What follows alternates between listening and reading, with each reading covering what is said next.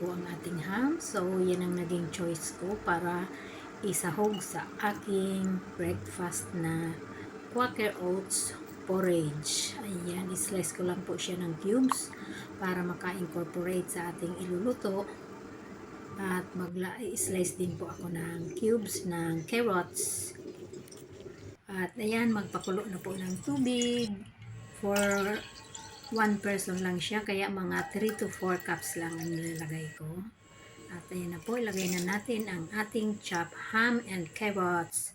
At ito po ang Medus quick cook ang aking oatmeal. Maglagay lang po ako ng 1.5 cup. Yan po ay mga 6 tablespoon. At ayan po, atin pong i-stir ang mixture para hindi didikit sa ilalim.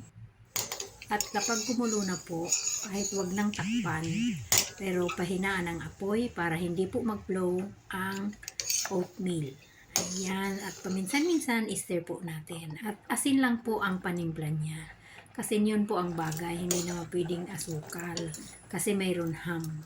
So, ayan na, medyo malapot na siya guys. At makikita nyo, hindi siya durog pero very soft ang ating Quaker Oats. Kaya dapat mahinang apoy lang po. At ayan, tinakpan ko lang ng bahagya para mas lalong lumambot at sumipsip ng tubig. O, ganyan na po ang consistency niya guys. Yan, napaka lambot niya kainin. So, ayan na nga guys, almost done ang ating Quaker Oats porridge. So, ganyan po guys, tinakpan at patayin ang apoy para sumipsip pa siya ng water.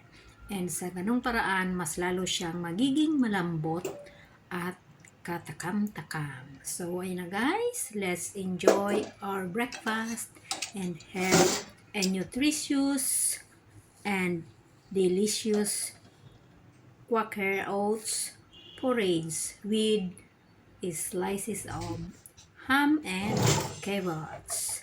Have a good day everyone. God bless us all. Thank you.